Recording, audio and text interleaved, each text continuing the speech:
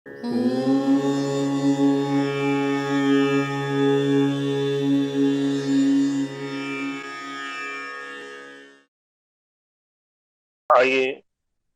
इस समय हम सभी परमपिता परमेश्वर की स्तुति प्रार्थना उपासना सर्वप्रथम करते हैं और ईश्वर से प्रार्थना करेंगे। हे ईश्वर, आज से इस वेद विद्या को हम पढ़ने जा रहे हैं। इस वेद विद्या को समझ सकें, ऐसा सामर्थ्य हमें प्राप्त हो। आप सभी अपने स्थान पर माइक म्यूट करके आंखें बंद करके बैठ जाएं और ईश्वर का स्मरण करें और मंत्रों को सुने। ॐ विश्वानि देवा सवितर्दुरिता निपरासुव यद्भद्रन्तन्नासुव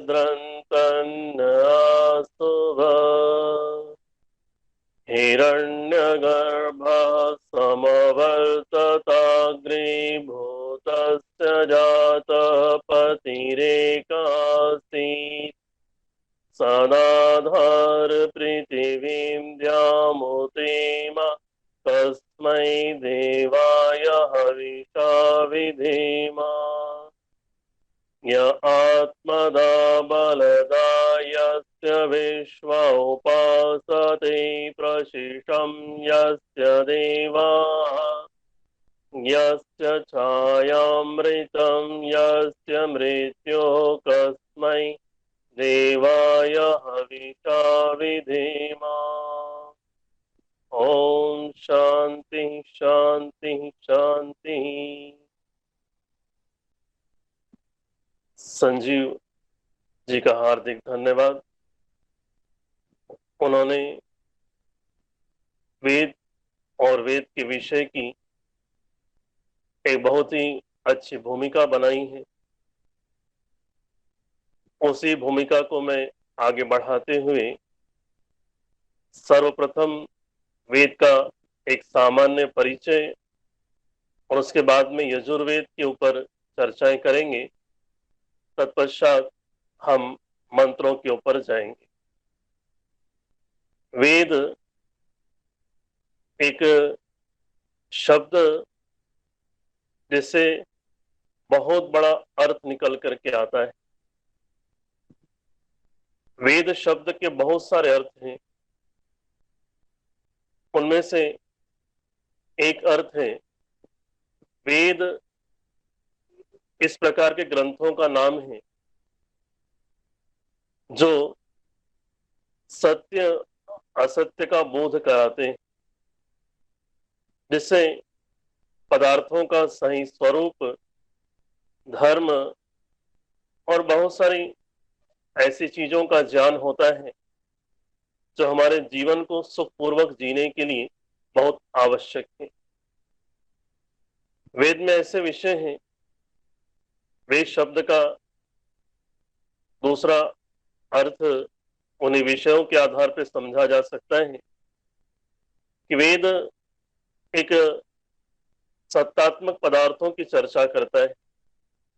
यानी जो पदार्थ हमारे सामने विद्यमान है, हमारे आसपास हैं, जो हमको कुछ दिख रहे हैं, कोई नहीं दिख रहे हैं, जिनकी सत्ता को हम अनुभव कर पा रहे हैं अथवा नहीं कर पा रहे हैं, लेकिन जो इस पूरे ब्रह्मांड में विद्यमान है, एग्जिस्ट करते हैं, वो चाहे भौतिक हो चाहे अभौतिक हो, उन सभी विद्यमान पदार्थ की चर्चा यह वेद करता है। इसलिए ही इसको वेद कहते हैं। वेद हमको उन समस्त विषयों की प्राप्ति करवाता है जिनको जान करके हम अपने जीवन में सभी प्रकार की उन्नति कर सकते हैं। इसलिए भी उसको वेद कहते हैं। वेद एक विचारणीय चीज है जिस पर गहन चिंतन किया जाए, जिस पर गहन मनन किया जाए, जिस पर बहुत विचार किया जाए। इस प्रकार के विषय वेद में है। वेद के संदर्भ में बहुत सारे लोगों की अलग अलग मान्यताएं हैं। कोई कहता है कि वेद इन ऋषियों के बनाए हुए ग्रंथ हैं। कोई कहता है वेद मनुष्यों के बनाए हुए हैं। लेकिन इन सब से अलग हट करके ऋषि परंपरा में, चाहे वो ऋषि ब्रह्मा से लेकर जैमिनी पर्यंत हो, महर्षि दयानंद सरस्वती हो, जितने भी ऋषि हुए हैं और उन ऋषियों में से जितने के भी ग्रंथ हमें उपलब्ध होते हैं, उन सभी ग्रंथों के अंदर वेद को अपौरुषेय माना गया है। अर्थात वेद एक ईश्वरीय ज्ञान है, ईश्वर की विद्या है, किसी मनुष्य की रचना नहीं है, न ही ऋषियों की रचनाएं हैं। वेद परमपिता परमेश्वर के द्वारा सृष्टि के आदि में दिया गया मनुष्यों को एक ज्ञान है, एक विद्या है। उस विद्या को हम वेद के नाम से कहते हैं, जिसको मानवों ने ईश्वर से प्राप्त किया हुआ है। तो वेद एक ईश्वरीय ज्ञान है और ये सभी ऋषि अपने ग्रंथों के अंदर एक मत से स्वीकार करते हैं। बहुत सारे तर्क, हेतु, प्रमाण इस संदर्भ में दिए जाते हैं और जिन तर्कों और प्रमाणों के आधार पर इस सिद्धांत की निश्चित रूप से पुष्टि होती है, प्रमाणित होता है कि वेद ईश्वरीय ज्ञान ही, उन विषयों की यहाँ या उन प्रमाणों की यहाँ पर अभी हम चर्चा नहीं कर रहे हैं। हम अभी ये वेद के विषय में और भी परिचय को जानने का प्रयास कर रहे हैं। वेद के काल के विषय में भी बहुत कुछ पाश्चात्य लेखकों में ही नहीं, बल्कि इस भारत देश के अंदर भी बहुत सारे ऐसे विचारक हैं जिनके अंदर बहुत सा मतभेद है। जब वेद को ये माना जाए कि उसको मनुष्यों ने बनाया है अथवा किसी महापुरुषों ने बनाया है, तो उसके काल के संदर्भ में बहुत सारे विभिन्न मत संभव हो सकते हैं, क्योंकि उनकी मान्यताएं ही गलत है। जब हमने कहा कि वेद ईश्वरी ग्रंथ है, तो उसका कोई काल हो ही नहीं सकता है, उसका कोई रचना का समय हो ही नहीं सकता है।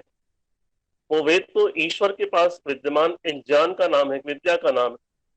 वो केवल उसका काल इस संदर्भ में चिंतनीय हो सकता है कि वो वेद ईश्वर ने मनुष्यों को कब दिया, इस विषय पर चर्चाएं हो सकती। तो वेद मनुष्यों को कब दिया गया?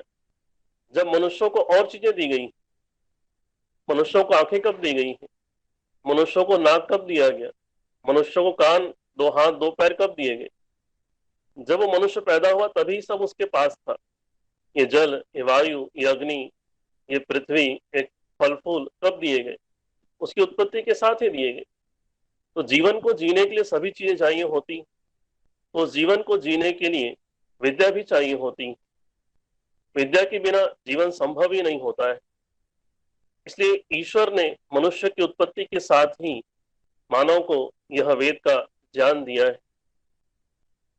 वेद चार होते हैं, ऋग्वेद, यजुर्वेद, सामवेद और अथर्ववेद। इन वेदों में समस्त विद्याएं हैं। जो भी विद्याएं हमको अपने जीवन को जीने के लिए चाहिए, वो सारी विद्याएं इसके अंदर है। और समय समय पर ऋषियों ने उन सारी विद्याओं को अपने विभिन्न ग्रंथों के माध्यम से मानव कल्याण के लिए प्रस्तुत किया है। उनमें से बहुत सारे ग्रंथ हमें उपलब्ध होते भी, पर हमारा एक दुर्भाग्य कहें कि उस पठन पाठन की परंपरा को हम बना करके नहीं रख पाए। इसलिए वेद की विद्याओं से प्रत्यक्ष लाभ हम बहुत सारे क्षेत्रों में वर्तमान में नहीं ले पा रहे हैं। जिन जिन क्षेत्रों में पठन पाठन हो रहा है, उस विद्या से हम अभी भी लाभान्वित हो ही रहे हैं। तो ये बहुत आवश्यक है कि इस वेद की परंपरा को बना के रखा जाए और उस परंपरा को एक सामान्य मनुष्य तक पहुंचाया जाए, जिससे न केवल हम आध्यात्म के क्षेत्र में, धार्मिक क्षेत्र में, बल्कि प्रत्येक जीवन के क्षेत्र में विद्या को प्राप्त करके हम सुखपूर्वक जीवन को जी सकते हैं। क्योंकि आज की जो परंपरा है उसमें संस्कृति के प्रति लोगों में खास सम्मान के भाव नहीं है, या हम ये कहें कि वो जो सत्य विद्या है, वेद है, उस तक आज हम पहुंच नहीं पा रहे हैं। इसमें बहुत से कारण हो सकते हैं, लेकिन आज यह जो अग्निवीर संस्था, इस संस्था से जुड़े हुए संजीव जी और बहुत सारे लोग हैं, उन्होंने इस कार्य को प्रारंभ करने के जो एक लक्ष्य बनाए, योजना बनाई, वो बहुत ही स्वागत योग्य है। क्योंकि जन सामान्य को वेद से परिचय होना बहुत आवश्यक है कि हम जाने तो सही हमारे ग्रंथों के अंदर क्या लिखा हुआ है। प्रायः हम इससे अनभिज्ञ हैं, और अनभिज्ञ होने की वजह से जो जो समस्याएं संजीव जी ने अपने उद्बोधन में चर्चा की है, वास्तव में वो एक चिंतनीय विषय है। तो ये वेद, जो 4 वेद मैंने आपको बताए, उसमें से हमने यजुर्वेद का पठन यहाँ पे प्रारंभ किया हुआ है। उसका कारण क्या है उस पर भी चर्चा हुई है। तो यजुर्वेद, एक जो नाम है यजु, यजु का मतलब हम कहें यजते। यजते में एक जो यज का अर्थ है वो 3 है। एक है देव पूजा, दूसरा संगतिकरण, और तीसरा दान। महर्षि दयानंद ने इस यजुर्वेद के भाष्य की भूमिका में लिखा है कि ऋग्वेद से समस्त पदार्थों के स्वरूप को जानते हैं, यानी जितने भी पदार्थ हैं उनके गुण क्या है, उनकी क्वालिटीज क्या है, कर्म क्या है, सामर्थ्य क्या है, उन सब चीजों को हम ऋग्वेद से जानते हैं। और ऋग्वेद से जानने के बाद में अब उसका प्रयोग कैसे किया जाए, उसके लिए क्रियाएं करनी होंगी। कोई भी विषय मेरे सामने है तो उसके प्रयोग के लिए, उसका यूज कैसे करना, उसके लिए मुझे कोई ना कोई कर्म करना होगा, क्रियाएं करनी होंगी। उसके बिना वो विषय का मैं उपयोग नहीं कर सकता हूँ।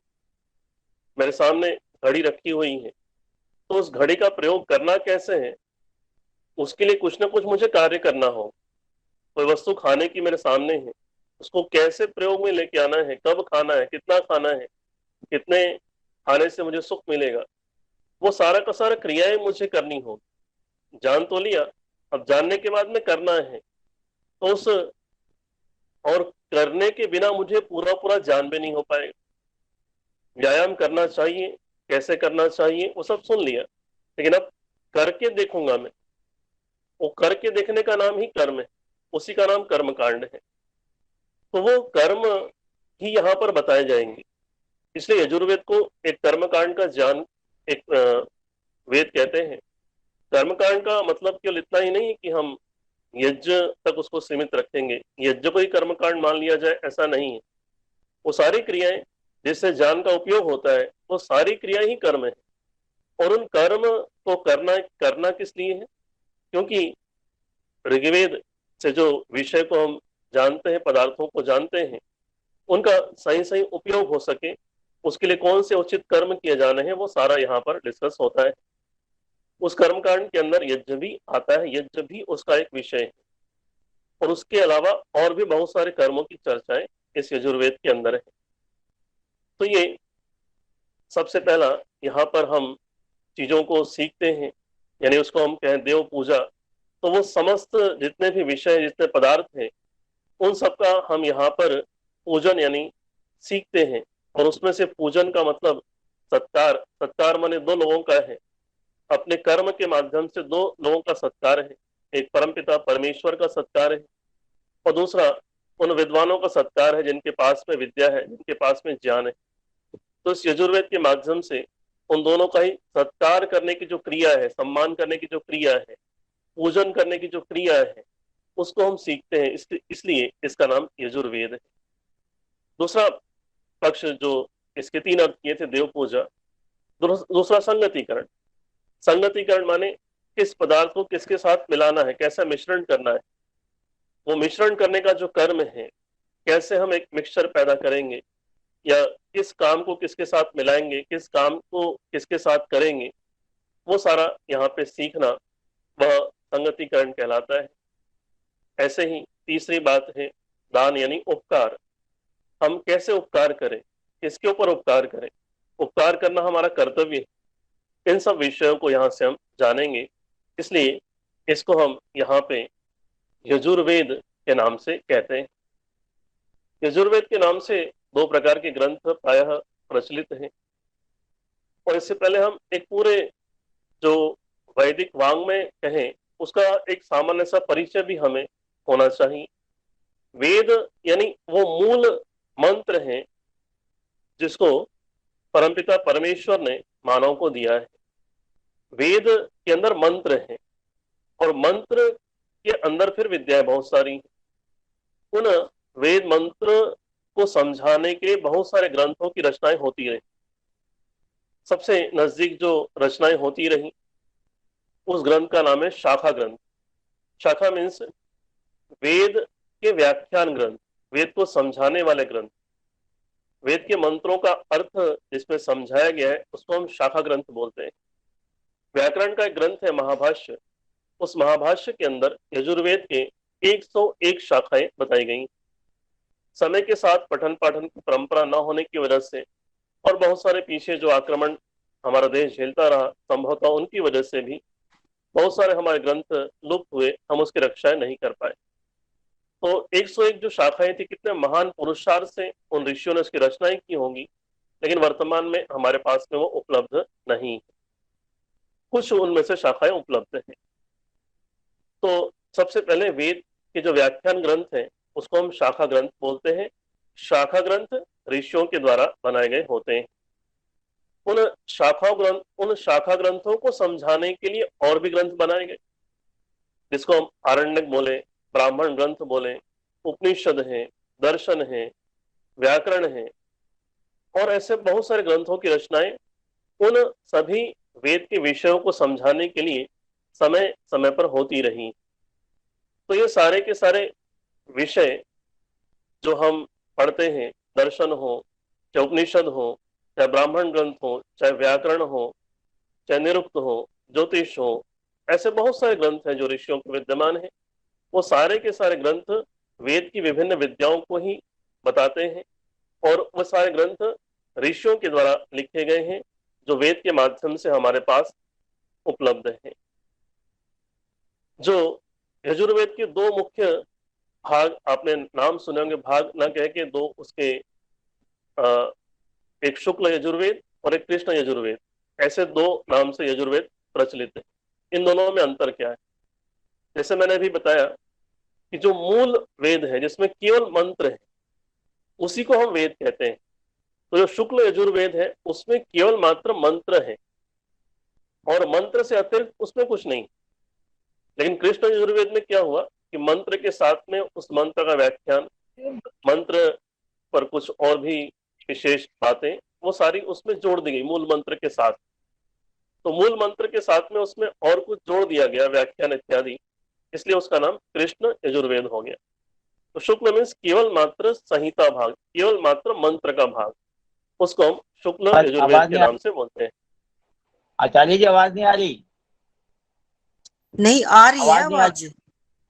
आ रही है। आवाज बंद हो गई। बिल्कुल ठीक आ रही है। कमलेश जी आप प्लीज लॉग आउट होके लॉग इन हो, सबको आवाज आ रही है? आवाज आ रही है, आवाज आ रही, प्लीज आ रही है, आवाज तो आ रही है सही।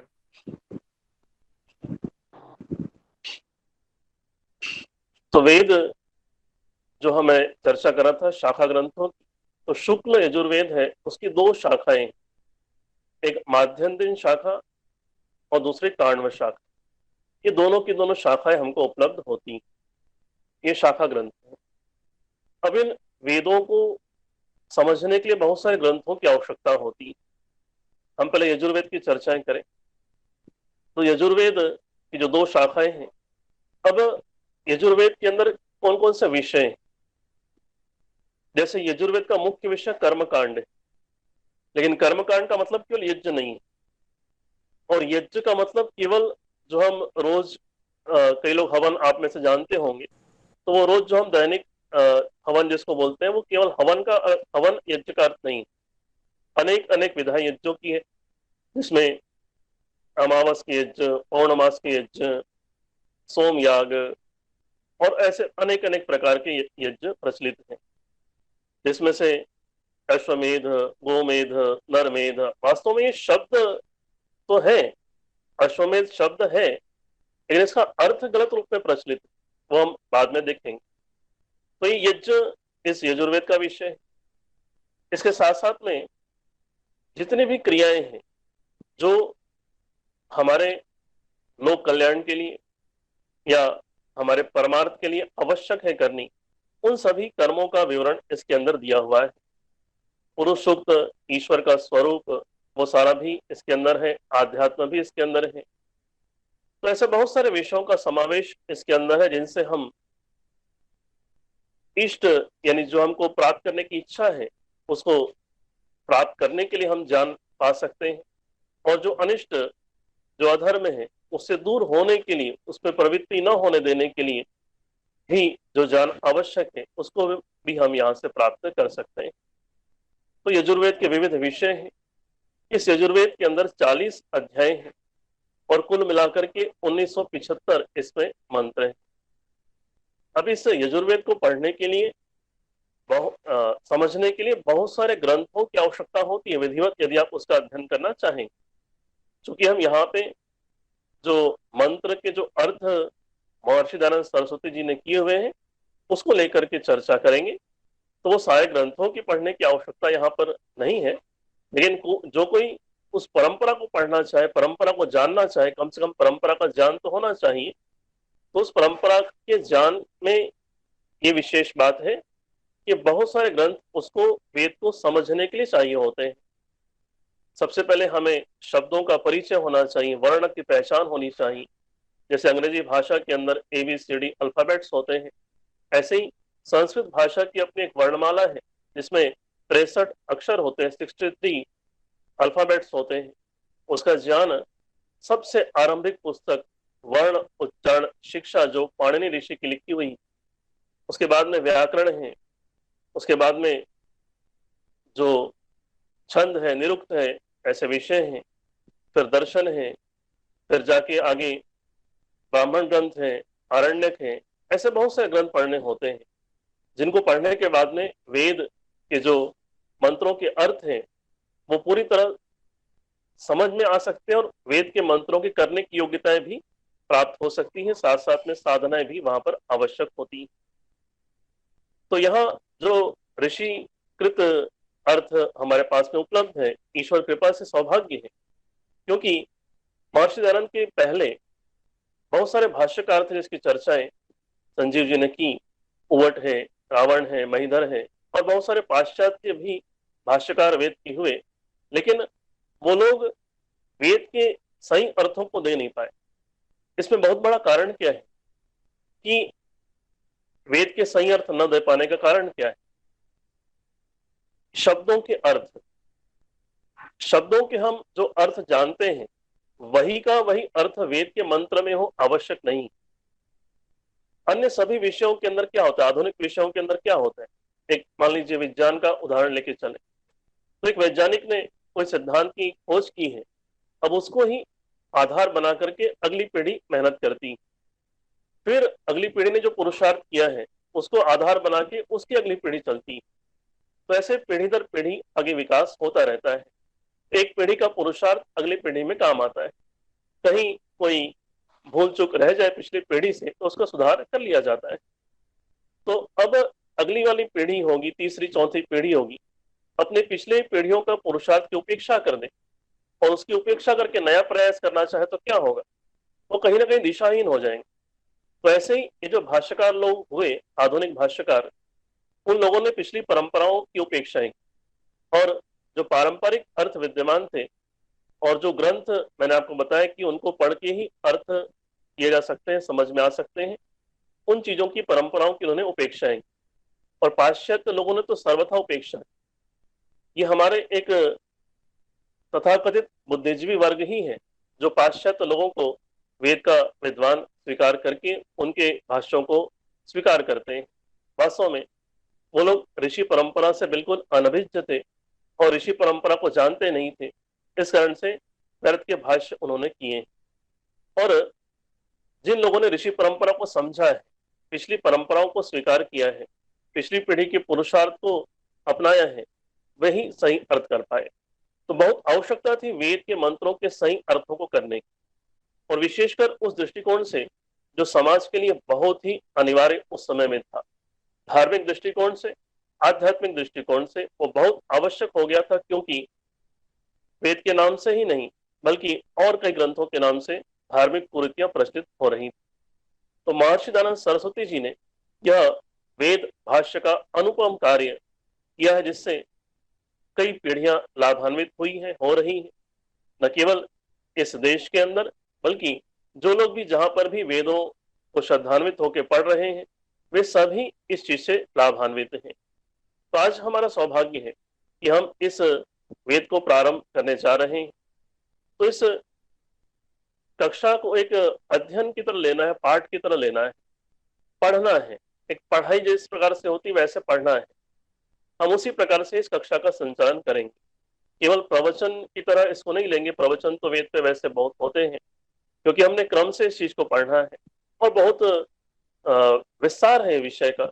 बहुत संक्षेप में नहीं होगा, बहुत जल्दी नहीं होगा, बहुत समय इसमें अपेक्षित है और विशेषकर नियमितता, रेगुलेटरी इसमें अपेक्षित है। जितना आप इसमें रेगुलर रहेंगे उतना धीरे धीरे विषय को समझ पाएंगे। एकदम से सब कुछ समझ में एक ही दिन में नहीं आएगा। आपको भी प्रयास करना होगा, आपका भी इसमें पुरुषार्थ होगा।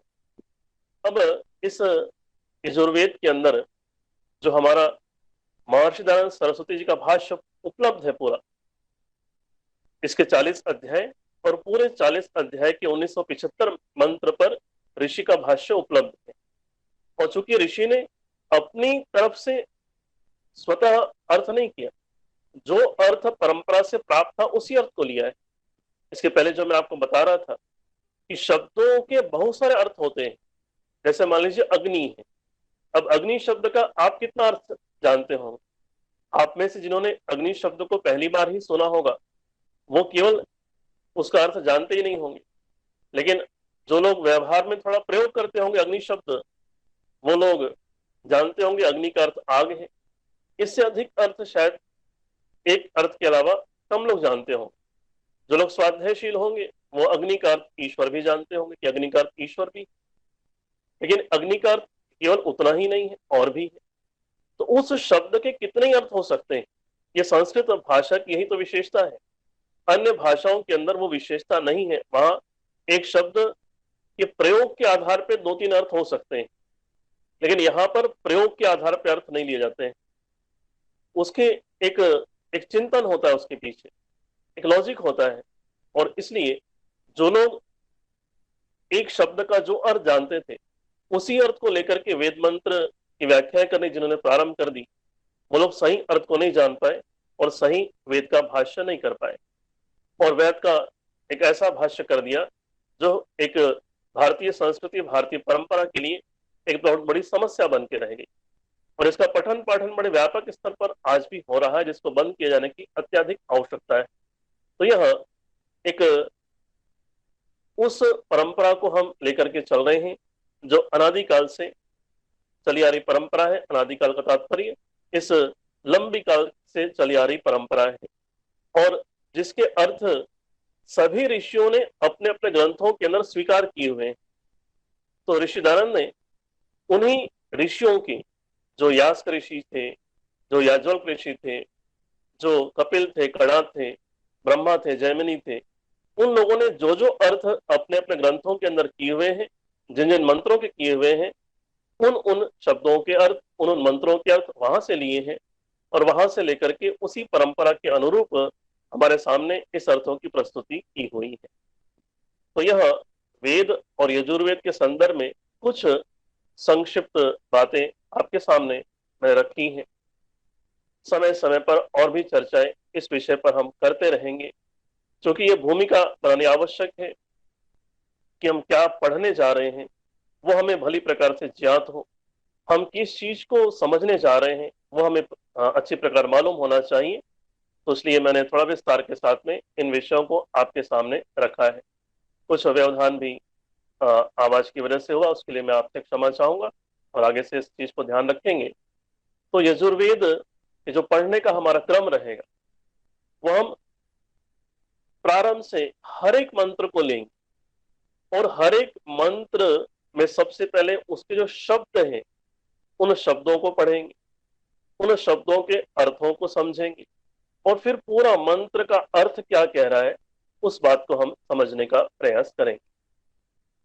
मंत्र के संदर्भ में बहुत सारी बातें जैसे जैसे आप स्वाध्याय करेंगे, आप और भी इन चीजों को पढ़ेंगे, सुनेंगे, तो बहुत सारी चीजें आपके मन में आएंगी कि प्रत्येक वेद मंत्र के साथ में 4 चीजें वहां पर इंक्लूड होती हैं। सबसे पहले उस मंत्र का जो ऋषि है वो दिया हुआ होता है। उस मंत्र का जो देवता होता है वह उस मंत्र के साथ में उल्लेखित होता है। उसके बाद में उस मंत्र का छंद क्या है और उस मंत्र का स्वर क्या है, उसको भी हम धीरे धीरे डिस्कस करने का प्रयास करेंगे। जैसे आप लोगों की रुचि बनेगी, जिस प्रकार से आपकी शंकाएं आएंगी, वैसे वैसे हम थोड़ा डीप में जाने का प्रयास करेंगे। अपनी तरफ से मैं एकदम से विषयों को नहीं खोलने का प्रयास करूंगा, क्योंकि जैसे आप लोग के इंटरेस्ट क्रिएट्स होंगे वैसे वैसे फिर हम और आगे डिस्कस उन चीजों पे करते रहेंगे। तो अब हम प्रत्येक मंत्र को लेकर के चलेंगे और आपके पास में यजुर्वेद की वो मूल कम से कम बुक होना चाहिए जिसमें मंत्र दिए हुए हैं, जिससे कि आप उसको सामने रख सकें और शब्दों को देख सकें, शब्दों के अर्थों को समझ सकें और बाद में फिर उसको आप अच्छे प्रकार से चिंतन करिए, रिवाइज करिए और जो भी शंकाएं आती हैं उसको आप यहाँ चैट बॉक्स में डाल सकते हैं। आने वाली कक्षाओं के अंदर हम उन चीज का समाधान करने का प्रयास करेंगे। तो ये भूमिका रूप में आज मैंने कुछ बातें रखी हैं। कल की हमारी कक्षा में हम मंत्रों के व्याख्यान से सीधा का सीधा प्रारंभ करेंगे। आप सभी यहाँ पर जो भी उपस्थित है, आपके पास में किसी भी रूप में पीडीएफ फॉर्म में या जैसे भी एक बुक कम से कम हो यजुर्वेद की, और भाष्य उस पर महर्षि दयानंद सरस्वती जी का हो, तो उसको हम समझेंगे और वेद क्या कहता है, वेद के सिद्धांत क्या कहते हैं और वो हमारे जीवन में किस तरह उपयोगी सिद्ध होगा, उससे हम अपने जीवन को किस प्रकार से लाभान्वित कर पाएंगे, वो सारा विषय हम समझने का प्रयास करेंगे। अपनी बात को यहीं पर रखता हुआ